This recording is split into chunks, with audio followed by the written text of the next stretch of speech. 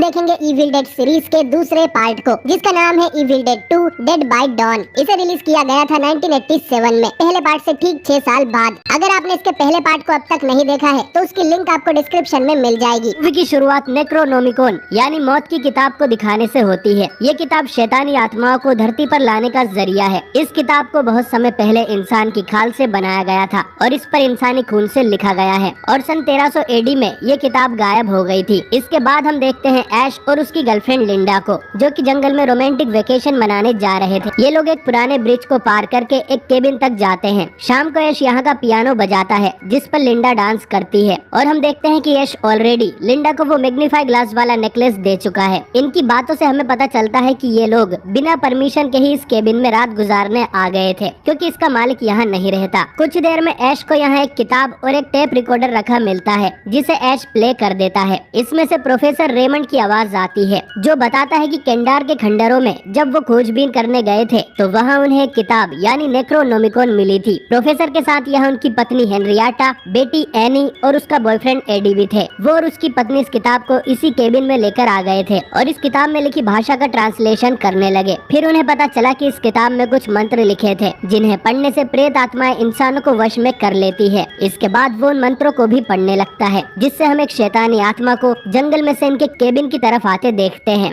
और फिर वो आत्मा विंडो तोड़कर लिंडा पर चढ़ जाती है। लिंडा की चीखें सुन जब ऐश इस कमरे में आता है तो वहाँ कोई भी नहीं था। अब ऐश जंगल में लिंडा को खोजने के लिए जाता है, जो कि उसे कुछ देर में मिल भी जाती है, लेकिन वो पजेस होकर डेडाइड बन चुकी थी। लिंडा ऐश पर जंप मारती है तो ऐश एक शवल से उसकी गर्दन उड़ा देता है। फिर वो उसके शरीर को वहीं पर दफना देता है और उस नेकलेस को अपने पास ही रखता है। जब ऐश को लगता है कि सब ठीक हो गया, तभी एक शैतानी आत्मा जंगल से होती हुई ऐश तक आती है। और दोस्तों, पहला पार्ट ठीक यहीं खत्म हो गया था। खैर, वो आत्मा उसे उड़ाकर जंगल में ले जाने लगती है। आखिर में ऐश एक पेड़ से टकराकर कीचड़ में जा गिरता है। जब वो उससे बाहर निकलता है तो हम देखते हैं कि उस आत्मा ने ऐश को भी पजेस कर लिया था, लेकिन तभी सुबह हो गई थी और सूरज की रोशनी की वजह से आत्माएं कमजोर होकर भाग जाती हैं और ऐश पूरी तरह से नॉर्मल होकर बेहोश हो जाता है। जब तक ऐश को होश आता है, शाम हो चुकी थी और वो शैतानी आत्मा ऐश से कहती है कि हमें ज्वाइन कर लो। ऐश अब तुरंत अपनी कार स्टार्ट कर यहाँ से भागने लगता है, लेकिन थोड़ा आगे जाकर ही उसे रुकना पड़ता है, क्योंकि जिस ब्रिज से वो आया था वो टूटकर डिस्ट्रॉय हो चुका था। अब देखते ही देखते सूरज ढल जाता है और वो शैतानी आत्मा वापस ऐश के पीछे लग जाती है।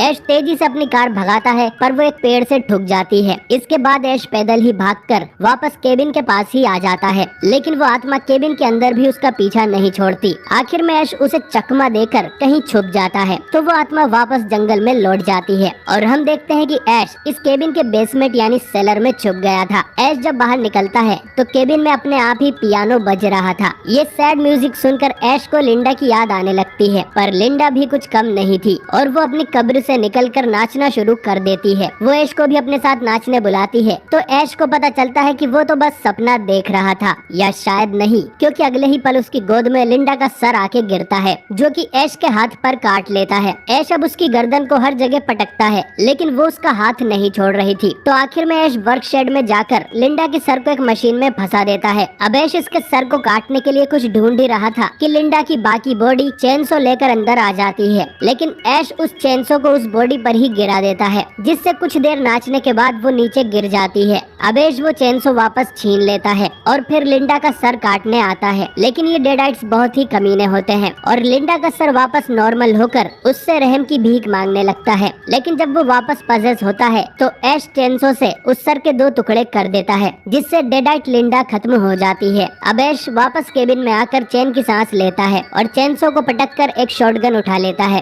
साथ ही इन सब से ऐश का दिमाग खराब हो रहा था और ये डेडाइट्स भी उसे मेंटली ब्रेक करना चाहते थे ताकि उसे पजेस करना आसान हो जाए। ऐश आईने में जब खुद को देखता है तो आईने के अंदर से दूसरा ऐश बाहर निकल आता है और वो असली ऐश का गला दबाने लगता है, लेकिन असल में ऐश खुद ही खुद का गला दबा रहा था, क्योंकि जिस हाथ पर लिंडा के सर ने काटा था वो अब पजेस हो गया है और वो ऐश पर ही हमला कर देता है। इन सब के बीच हम प्रोफेसर की बेटी एनी और बॉयफ्रेंड एडी को देखते हैं। एनी उस किताब के कुछ मिसिंग पेजेस को खोज कर लाई थी और अब दोनों उसी केबिन की तरफ जाने लगते हैं, एनी के फादर से मिलने और इन पेजेस का ट्रांसलेशन करने के लिए। लेकिन रास्ते में उन्हें पता चलता है कि केबिन तक जाने वाला ब्रिज टूट गया था। यहाँ उन्हें एक आदमी जैक और उसकी गर्लफ्रेंड बॉबी जो भी मिलते हैं, जो इन्हें बताते हैं कि केबिन तक जाने का एक पैदल रास्ता भी है, लेकिन उसके लिए एनी को इन्हें 100 $200 देने होंगे। एनी इसके लिए मान जाती है, लेकिन जैक को उसका सामान उठाकर चलना होगा। जैक को लगता है कि उसके पास सिर्फ लेडीज बैग होगा, तो वो इस डील के लिए मान जाता है, पर बाद में उसे एक भारी सा संदूक उठाकर चलना पड़ता है। इधर ऐश अपना हाथ धोने किचन में जाता है तो वो हाथ वहाँ पड़ी सभी प्लेट्स को ऐश के सर पे मारने लगता है, और ये सारे स्टंट्स ब्रूस कैम्बल ने खुद किए थे। खैर, मिस्टर हैंड ऐश की बढ़िया से धुलाई कर उसे बेहोश कर देता है। इसके बाद उसे एक बड़ा सा चाकू दिखाई देता है, तो वो खिसकते हुए उसकी ओर जाने लगता है, लेकिन हाथ के पहुँचने से पहले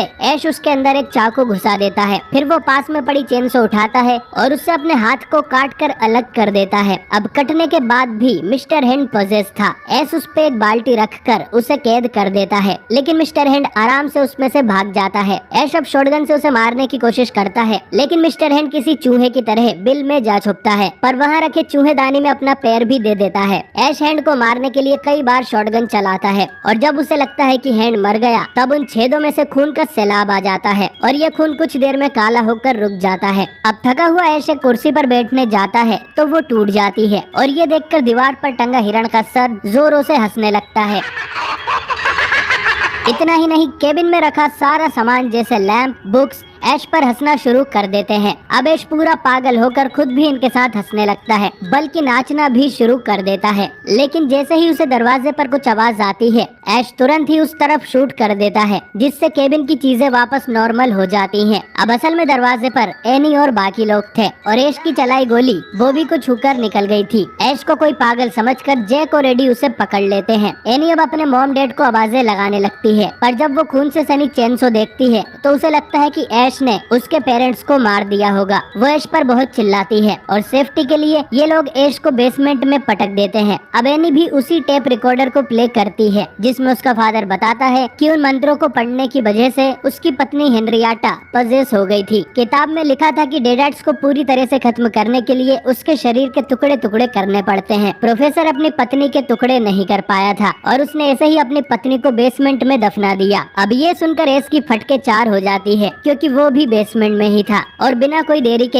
हेनरियाटा कब्र से निकल आती है। उसे बहुत भूख लगी थी, तो वो ऐश को खाने उसकी ओर आती है, पर एंड टाइम पर बाकी लोग ऐश को सेलर से बाहर निकाल लेते हैं, लेकिन हेनरियाटा बाकी लोगों पर भी हमला कर देती है। फिर जब ऐश सेलर का दरवाजा बंद करता है, तो हेनरियाटा की गर्दन फंसने की वजह से उसकी एक आंख निकल जाती है, जो कि सीधा उड़ते हुए बॉबी के मुंह में जाकर गिरती है। इसके बाद ये दोनों मिलकर दरवाजा बंद कर देते हैं। अब ऐश इन्हें सारी बातें बताता है, और ये भी कि जंगल में इन्हें ज्यादा खतरा है, तो सुबह होने तक वो बाहर नहीं जा सकते। अब इसके बाद हेनरियाटा अपने नॉर्मल रूप में आकर एक लोरी गाने लगती है, जो कि एनी बचपन में सुना करती थी। अब इमोशनल होकर एनी उसके पास जाने लगती है, पर ऐश उसे रोक लेता है, और इसके बाद शैतानी आत्मा एडी को भी पजेस कर लेती है। एडी हवा में उड़ते हुए इन्हें बहुत धमकी देता है, और फिर बॉबी पर हमला कर उसके बाल खाने लगता है। अब ऐश एक कुल्हाड़ी लेकर आता है और उससे एडी के टुकड़े टुकड़े कर देता है। एडी का खून यहाँ हरा दिखाया गया है, क्योंकि सैम रेमी नहीं चाहते थे कि पार्ट 1 की तरह इस मूवी को ज्यादा अडल्ट रेटिंग मिले। अब इसके बाद केबिन में हर तरफ से डरावनी आवाजें आने लगती है, जिससे ये चारों बहुत डर जाते हैं। जब ये एक दूसरे कमरे में जाते हैं, तो वहाँ इन्हें एनी के फादर की आत्मा दिखाई देती है, जो इन्हें बताती है कि इन सब से छुटकारा पाने के लिए उसे उन मिसिंग पेजेस को पढ़ना होगा। फिर ये आत्मा गायब हो जाती है। फिर बॉबी कहती है कि जैक ने उसका हाथ कुछ ज्यादा ही तेज पकड़ा है, पर जैक ने तो उसका हाथ पकड़ा ही नहीं था। असल में मिस्टर हैंड ने बॉबी का हाथ पकड़ रखा था, और ये देखकर बॉबी इतना डर जाती है कि वो सीधा जंगल में भागने लगती है। लेकिन यहाँ वो देखती है कि पेड़ भी पजेस होकर जिंदा हो गए थे, और ढेर सारी बेलें बॉबी को पकड़ लेती है। फिर ये बेलें बॉबी को पूरे जंगल में घसीटती है, और आखिर में एक पेड़ से टकराने से उसकी मौत हो जाती है। इधर जैक को बॉबी की चिंता हो रही थी, पर ऐश उसे बताता है कि अगर वो जंगल में भागी है तो उसे भूल जाओ, वो मर चुकी होगी। फिर ये लोग उन मिसिंग पेजेस को देखने लगते हैं, जिनमें इन्हें एक ब्लू शर्ट पहने आदमी की फोटो दिखाई देती है, जिसके एक हाथ में चेनसो थी। 1300 एडी में इस आदमी को आसमान से गिरा फरिश्ता कहते थे, ये फोटो याद रखना। खैर, आखिर में इन्हें 2 तरह के मंत्र मिलते हैं। पहले मंत्र को पढ़ने से शैतानी आत्माएं एक इंसानी मास्क का रूप लेकर इनके सामने आ जाएगी, और दूसरा मंत्र पढ़ने से स्पेस और टाइम में एक पोर्टल खुलता है, जो कि शैतान को अपने अंदर खींच लेगा। अब जैक को ये सब समझ नहीं आता। वो इनके ऊपर शॉटगन तान कर कहता है कि वो सब जंगल में चलकर बॉबी को ढूंढे, और वो एनी से पेजेस छुड़ाकर उन्हें सेलर के अंदर भी फेंक देता है। अब कोई और रास्ता न होने पर ये जैक के साथ केबिन से बाहर आ जाते हैं, जहाँ जेक बॉबी को पुकारने लगता है। अब बॉबी तो नहीं, लेकिन शैतानी आत्मा जरूर आ जाती है और एक बार फिर से ऐश को पजेस कर लेती है, जो कि जेक को उठाकर दूर फेंक देता है।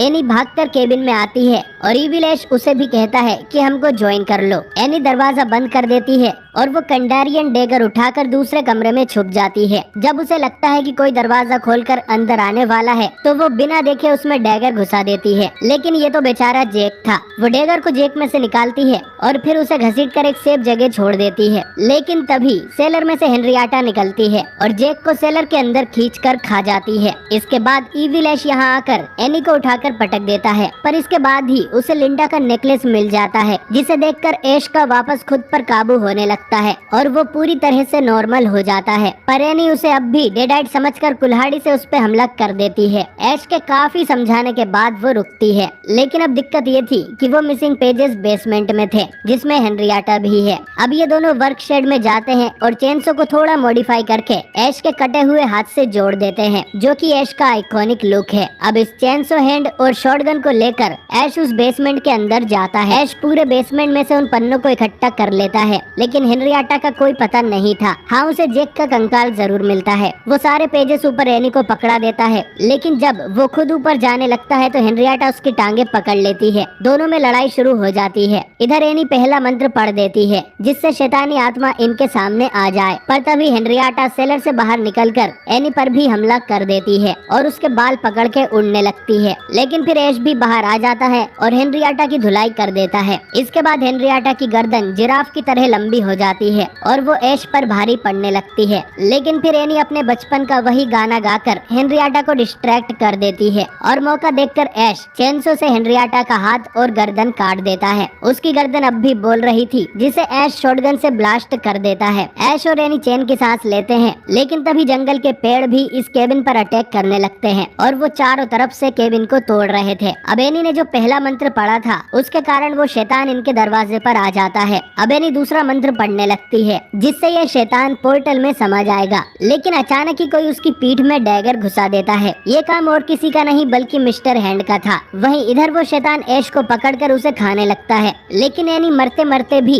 उस मंत्र को पूरा पढ़ देती है, जिससे आसमान में एक पोर्टल खुल जाता है, जो कि सबसे पहले तो ऐश की गाड़ी को और फिर उस शैतान को भी अपने अंदर खींच लेता है। ऐश अब देखता है कि एनी की मौत हो गई थी, लेकिन वो पोर्टल अब भी चीजों को अपने अंदर खींचे जा रहा था, क्योंकि उसे बंद करने का राज भी एनी के साथ चला गया। आखिर में ये पोर्टल ऐश को भी अपने अंदर खींच लेता है और फिर हम ऐश और उसकी गाड़ी को एक रेतीली जगह पर गिरते देखते हैं। इसके बाद कुछ आर्मर पहने सिपाही ऐश को घेर लेते हैं। असल में ऐश समय में पीछे आ गया था और ये टाइम 1300 एडी का है। इन सभी को लगता है कि ऐश भी कोई शैतान या डेडाइट है, तो वो उसे मारने लगते हैं। लेकिन तभी सच में एक उड़ता हुआ डेडाइट यहाँ आ जाता है, जिसे देखकर सभी डर जाते हैं। लेकिन ऐश अपनी शॉटगन निकालकर उस डेडाइट का सर उड़ा देता है। ये देखकर सब चौंक जाते हैं और एक सिपाही मास्क हटाकर बोलता है कि ये आसमान से आया फरिश्ता है, जो उन्हें शैतानों से मुक्ति दिलाएगा। और इसी के साथ ये सभी ऐश की जय जयकार करने लगते हैं। दोस्तों, ये सिपाही के रोल में सैम रेमी का केमियो था।